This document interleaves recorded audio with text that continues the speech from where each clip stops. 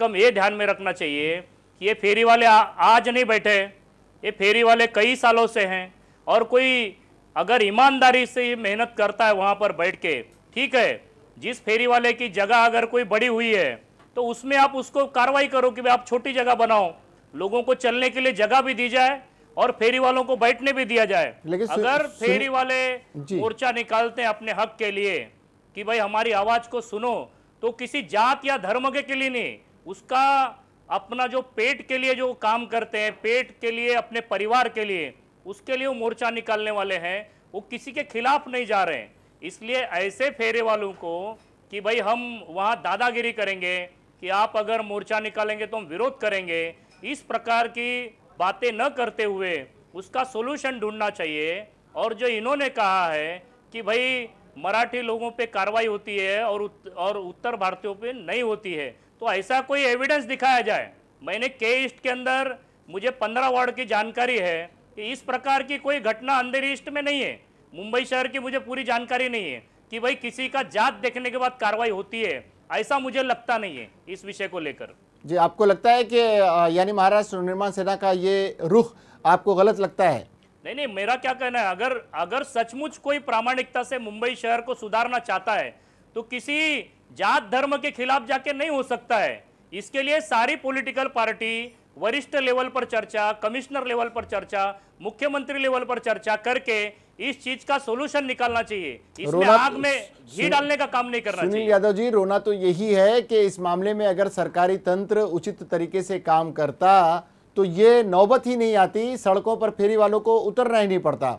हम बात करते हैं, मुन्ना जी आप बताएं कि आपको क्या लगता है इस पूरे मसले का क्या हल? सुनील यादव जी कहते हैं कि इसमें सरकार फेरी वाले सभी के साथ जुड़े और सब लोग इसमें मिलें और सब लोग इस पर बातें करें और फिर कोई ना कोई रास्ता निकले। ये तो वर्षानुवर्ष से चलता आ रहा है, तो ये क्या रास्ता निकलेगा इसमें? इसमें कोई विषय ही नहीं है रास्ता निकालने का। रास्ता तो सब निकला हुआ है, फेरी वाले धंधा कर रहे हैं, उनको कायदे से धंधा करने दिया जाए।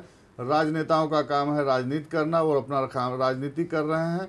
और जहाँ तक सवाल उठता है राज ठाकरे का, राज ठाकरे को मुझे ऐसा लगता है कि फेरी वालों से कुछ हफ्ता लेने का विचार होगा, इसलिए राज ठाकरे फेरी वालों को टारगेट करके फेरी वाले के आंदोलन को गलत करार दे रहे हैं, उनको परेशान करने की कोशिश कर रहे हैं। लेकिन ऐसा राज ठाकरे के बस की चीज़ नहीं है कि वो किसी के धरना प्रदर्शन को रोकें या किसी को अपनी आवाज़ उठाने से रोकें।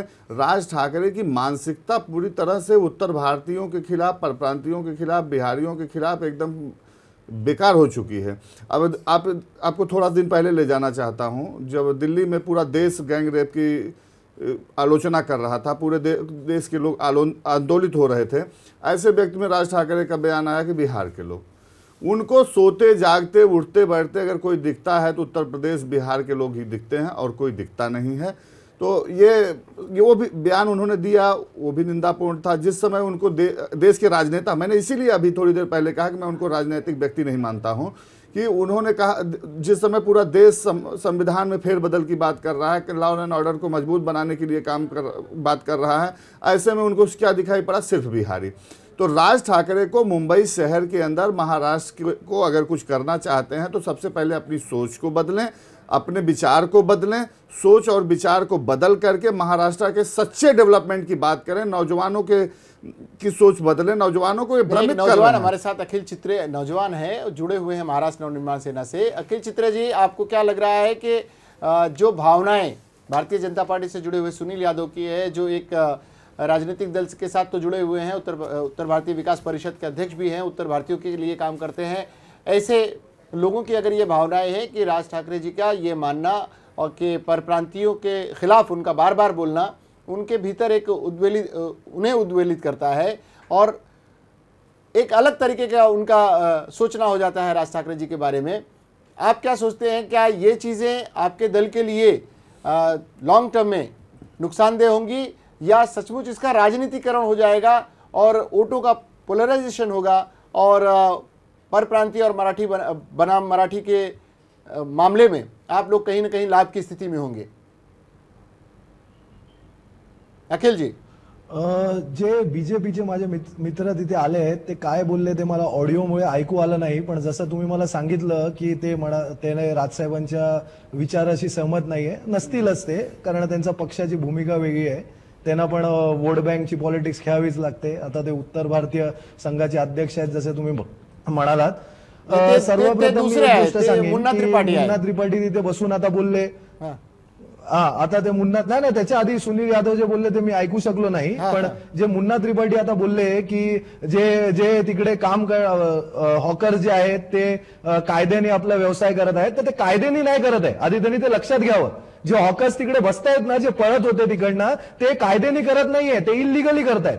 आणि जे हॉकर्स इकडे वर्षानुवर्ष बसलेत ते असं म्हणतायत ना, तर त्यांनी कुठल्याही भाजी मार्केटमध्ये जावं आणि तिकडे जाऊन बघावं की जे 10 वर्ष आधी तिकडे भाजीवाले बसत होते ना, त्याच्या व्यतिरिक्त 10% अजून वाढ झाली आहे.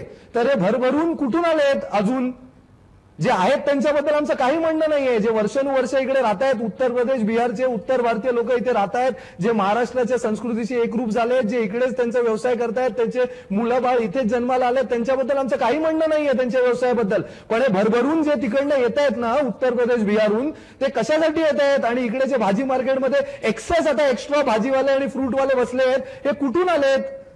आता कुठून यांची वाढ झाली? ह्याचं जरा प्रश्नाचं उत्तर मुन्ना त्रिपाठी यांनी द्यावं. आणि ते जे लिगली बसले होते, तर मग जर पोलीस कारवाई झाली किंवा बीएमसीची कारवाई, अधिकारी तिकडे आले, तर त्यांना पळायचं कारण काय आहे? त्यांचे डॉक्युमेंट्स का नाही दाखवलं त्यांनी, जर लिगल होते तर?